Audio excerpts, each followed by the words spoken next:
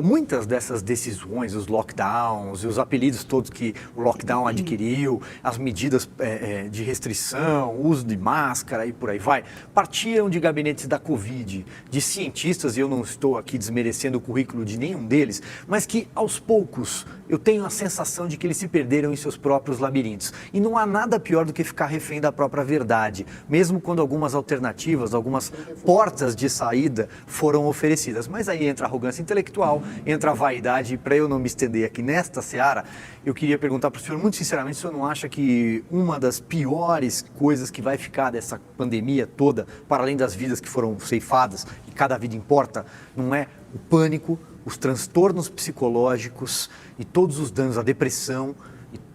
Que, aliás, reduzem a nossa imunidade, né? Então... Exatamente. É verdade, e sem dúvida, concordo sim.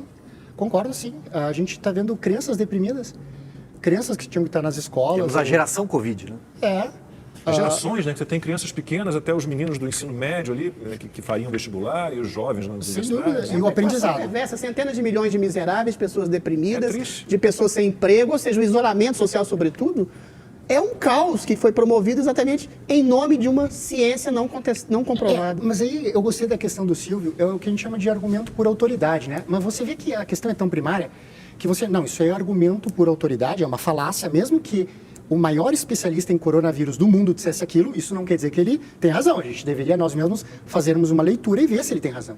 Mas quando você vai ver hoje a mídia, o argumento por autoridade é pior, é mais primário. Você vai ver aquela pessoa e ela não tem uma pesquisa publicada em coronavírus ou em preprint, ou não é de frente, não trata pacientes. Então, é um argumento por autoridade de alguém que não tem autoridade moral sequer para fazer essa argumentação. E aquilo é ousado. Eu fiz numa live uma provocação interessante, que a gente tem uma linha de pesquisa com antiandrogênicos que eu ajudo, que eu participo. Isso é muito interessante. A testosterona alta pode ser ruim, né? A sensibilidade aumentada, né? Por isso que o homem vai pior do que a mulher, o homem calvo vai pior que o homem com cabelo. E lá pelas tantas, a mídia convencional fez uma matéria e colocou, segundo a especialista fulana, e aí uma colega, aí eu entrei no PubMed, não tinha nenhuma publicação de coronavírus da pessoa, e esses são... Bom, cada canal de imprensa tem um especialista que merece, fiquei pensando.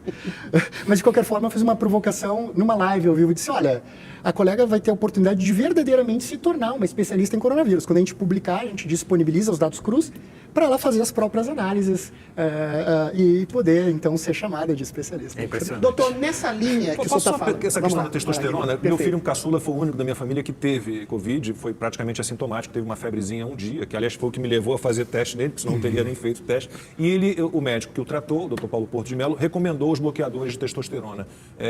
O que é isso? O que a testosterona provoca no organismo de alguém que está infectado? Pois é, Lacombe, é triste isso pra gente que gosta de esporte, né? Porque a testosterona... Eu já fui grande assim um dia. O músculo tem memória, daqui a uma semana... O que acontece? O vírus, para entrar, eu já comentei isso, ele precisa de fechaduras. Vamos colocar da seguinte forma, que está mais certo do que errado, só para fins de simplificação. Existem duas grandes fechaduras para o vírus entrar. Ele tem que usar as duas, aí ele entra na célula. Uma delas, a expressão dela, é inteiramente dependente no ser humano da dehidrotestosterona. Ou seja, se a pessoa é um homem calvo, a sensibilidade à dehidrotestosterona é maior, tanto que ele é calvo. Não é dos carecas que elas gostam mais? Não tem toda essa história? Mas tem mais testosterona, é isso? Não sei se é politicamente correto isso que eu falei, mas enfim... A gente não está mais A biologia não é politicamente correta. A biologia não se que não quer importa. saber de politicamente correto. Digamos que esse programa não é politicamente Pois é, então fica à vontade. Biologia relativa. Reclamem com Deus ou com Darwin, né? Não conosco aqui. Bom, então, o que acontece? A testosterona é que faz a colocação dessa segunda fechadura. Quem tem uma ação muito intensa da testosterona tem muita dessa segunda fechadura. Então, mulheres que têm calvície androgenética também. Mulheres que têm síndrome de ovário policístico também. Homens calvos, tinha uma super representação desses homens na UTI. Aí um grupo começou a se perguntar se, bom, então, será que se a gente bloquear a ação da testosterona, a gente não vai conseguir diminuir a quantidade dessa fechadura e por isso ter uma ação antiviral? E tem pelo menos duas publicações já, uma com a dutasterida, que é parecida com a finasterida, em pacientes ambulatoriais, e uma com a proxalutamida em pacientes ambulatoriais, e agora está se mandando para publicar em pacientes hospitalizados com resultados muito animadores.